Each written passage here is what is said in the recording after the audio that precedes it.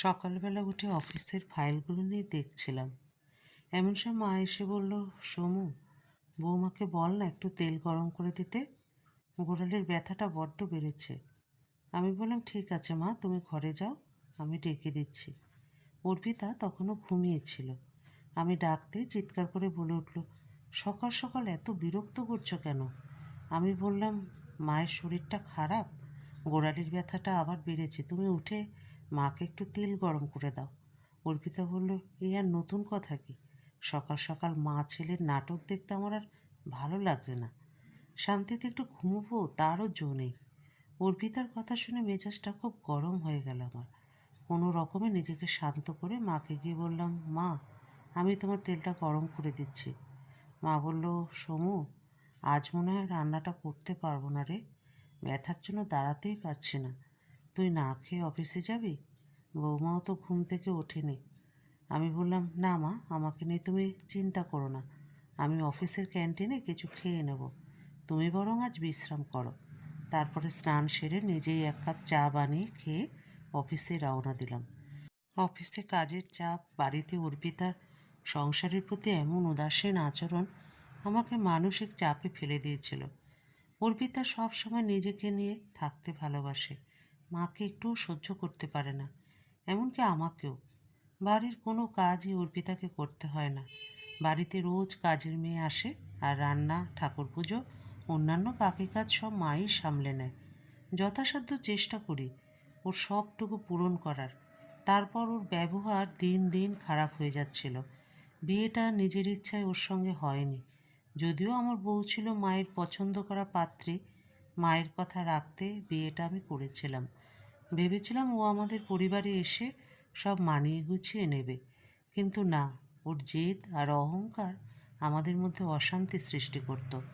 মা একদিন আমাকে ডেকে বলল, সমু, আমাকে তুই ক্ষমা করে দিস, এসবের জন্য বোধহয় আমিই দায়ী, আমি তোকে সুখী করতে পারলাম না, আমাকে তুই বৃদ্ধাশ্রমে পাঠিয়ে দে, আমার কারণেই তোর আর বৌমার মধ্যে এত অশান্তি, তুই দেখিস, বৃদ্ধাশ্রমে থাকলে আমি খুব ভালো থাকবো।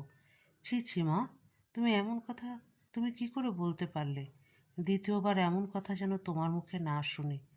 তুমি তো কোনো অন্যায় করনি, তাহলে তুমি কেন এই বাড়ি ছেড়ে চলে যাবে? এটা তোমার বাড়ি, এখানে থাকার সম্পূর্ণ অধিকার আছে তোমার। ছোটবেলা থেকে বাবাকে হারিয়েছি, কত কষ্ট করে তুমি আমাকে মানুষ করেছো, শেষ বয়সে একটু সুখে না রাখতে পারলে তাহলে কেমন ছেলে হলাম আমি তোমার? কথাগুলো শুনে মা চোখের জল ধরে রাখতে পারল না।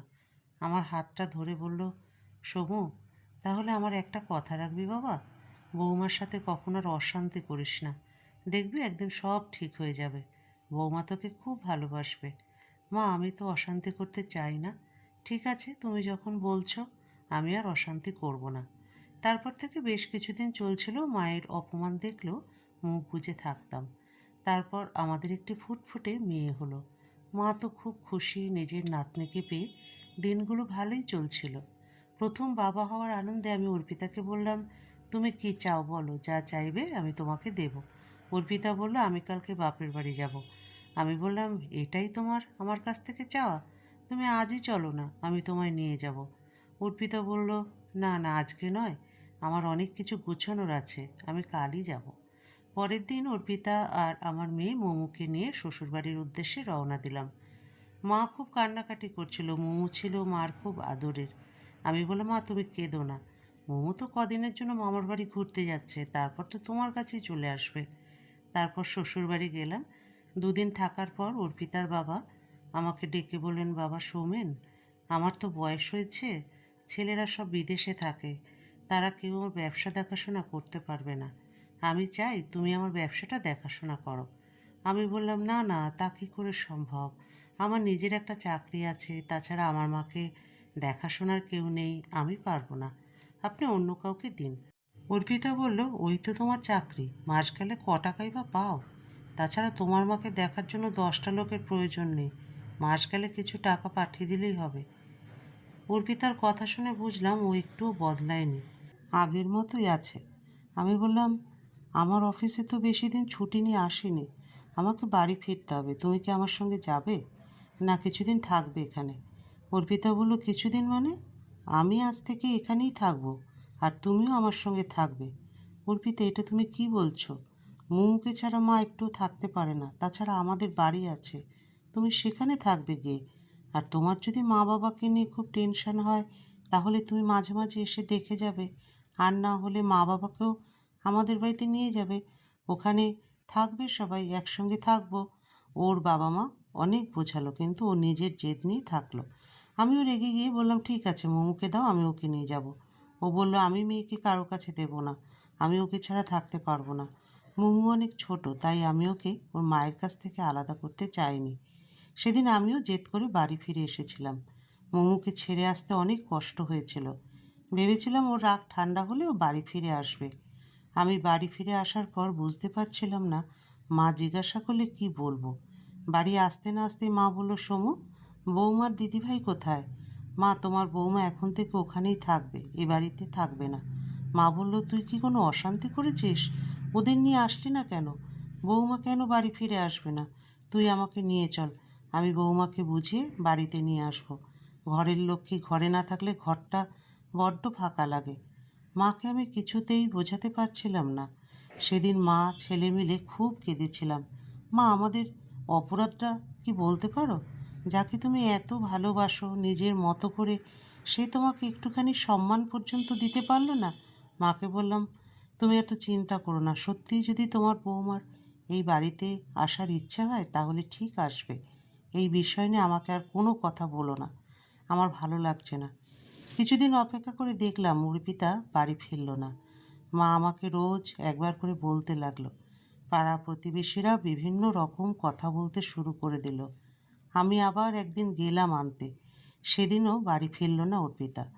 তারপর আমি প্রতিজ্ঞা করলাম আমি আর ওকে বাড়িতে আসার কথা বলবো না। মেয়েটার জন্য খুব কষ্ট হতো। মাঝে মাঝে বিকেলে লুকিয়ে মেয়েকে দেখে আসতাম পার্কে গিয়ে, কারণ কাজের মেয়ের সাথে মোমো রোজ বিকেলে পার্কে খেলতে আসে। তারপর অনেকগুলো বছর কেটে গেল। হঠাৎ একদিন দেখি ফোনে একটা মেসেজ এসেছে, কেমন আছো তুমি? আমি বললাম, আমি ভালো আছি। অচেনার ভান করে বললাম, তোমাকে তো ঠিক চিনতে পারলাম না, ভুলে গেছো আমায়? আমি অর্পিতা। আমি বললাম, বুকের মধ্যে যে যন্ত্রণাটা একটু একটু করে কমতে শুরু করেছে, সেটাকে বাড়ানোর জন্য বুঝি মেসেজ করে খবর নিচ্ছ? বাদ দাও, এতদিন পর কি মনে করে মেসেজ করলে? এতদিন তো প্রয়োজন মনে করনি। কেমন আছি আমরা, আমার মা কেমন আছে? আমি আদর্শ স্বামী হয়ে উঠতে পারিনি হয়তো, আমার মা তোমার মনের মতো শাশুড়ি মা হয়ে উঠতে পারেনি। আমার মাকে নিয়ে তো তোমার সমস্যার শেষ নেই। আমার মেয়েটাকেও আমার থেকে তুমি দূরে সরিয়ে রেখেছ। মায়ের দায়িত্ব পালন করেছ, বাবা হিসেবে কি আমার কোনো দায়িত্ব নেই ওর প্রতি? একবার চোখের দেখা পর্যন্ত দেখতে পাই না, আমাকে চুরি করে গিয়ে দেখে আসতে হয়। আর কি চাও তুমি? তুমি যেমন তোমার বাবা মাকে নিয়ে থাকতে ভালোবাসো, আমারও উচিত আমার মাকে শেষ বয়সে দেখাশোনা করা। সংসারটাকে কখনোই তুমি নিজের মনে করে নিতে পারোনি। যদি কখনো নিজের মনে করো, তাহলে এই বাড়িতে ফিরে এসো, তোমার জন্য দরজা খোলা থাকবে। পরের দিনই অর্পিতা ফোন করলো আমাকে। ফোনের ওপার থেকে হাউ হাউ করে কান্নার আওয়াজ। আমি বললাম, এসব আবার কী নাটক শুরু করেছ? অর্পিতা কাঁদতে কাঁদতে বলল, আমি জানি আমার ভুলের কোনো ক্ষমা নেই, আমি আমার ভুলটা বুঝতে পেরেছি, বিশ্বাস করো। আজ আমি বড় একা। মা বাবার বয়স হয়েছে, ওদের দেখাশোনা করতে হয়। দাদারা বলেছে কেউ আসতে পারবে না বিদেশ থেকে, মেয়েকে স্কুলে দিয়ে আসা নিয়ে আসা করতে হয়। ও আমার সঙ্গে অনেকটা সময় কাটাতে চায়, কিন্তু আমি দিতে পারি না। মোমোর স্কুলের পেরেন্টস ডেতে সবার বাবা মা আসে। মোমো আমাকে জিজ্ঞাসা করে, মা, বাপি কেন আসে না? আমি ওকে কোনো উত্তর দিতে পারি না। আমি এখন বুঝতে পারছি ওর বাবা মায়ের দুজনেরই প্রয়োজন। মন খুলে কথা বলার মতো কেউ নেই। আজ আমি বড্ড ক্লান্ত। আমার মাঝে মাঝে মনে হয় আমি সত্যিই খুব খারাপ মনের মানুষ। না তোমাকে মনের মতো করে নিতে পারলাম, না তোমার মাকে। আমার দুর্ভাগ্য যে শাশুড়ি মায়ের মতন একজন ভালো মা পেয়েও আমি তাকে বুঝলাম না। আমি তোমাকে আর মাকে কোনো রকম কষ্ট দিতে চাই না, আমি আমার ভুলটা শুধরে নিতে চাই। আমি সব শোনার পর বললাম, তা এসবের জন্য আমি কি করতে পারি? অর্পিতা বলল, আমি ফিরে যেতে চাই, মাকে তোমাকে খুব মিস করি, আমি মায়ের কাছে ক্ষমা চাইব কি? আচ্ছা, মা কেমন আছে? আমি বললাম, ভালো নেই, বয়স হয়েছে, মোমোর কথা সারাক্ষণ বলতে থাকে। মা এখনও এসবের জন্য নিজেকেই দায়ী মনে করে। কিন্তু তুমি বলো তো, সত্যি কি মায়ের কোনো দোষ ছিল? না না, মার কোনো দোষ ছিল না, সব দোষ ছিল আমার। আমি নিজেকে মানিয়ে গুছিয়ে নিতে পারিনি। মাকে বলো আমি বাড়ি ফিরে যেতে চাই। বাড়ি ফিরে এসে আমি আর কখনো খারাপ ব্যবহার করব না।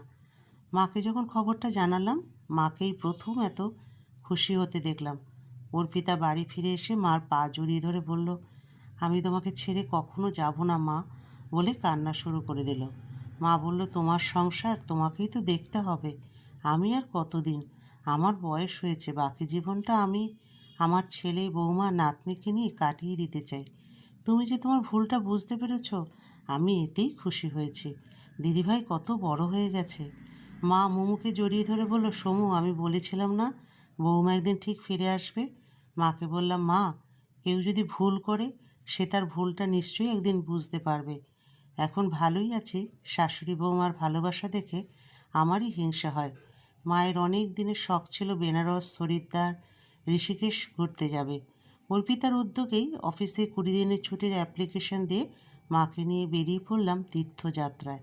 অর্পিতা এখন মন দিয়ে সংসার করছে। একদিন যে অর্পিতা মাকে বিষ নজরে দেখত, আজ সেই অর্পিতাই মাকে চোখে হারায়।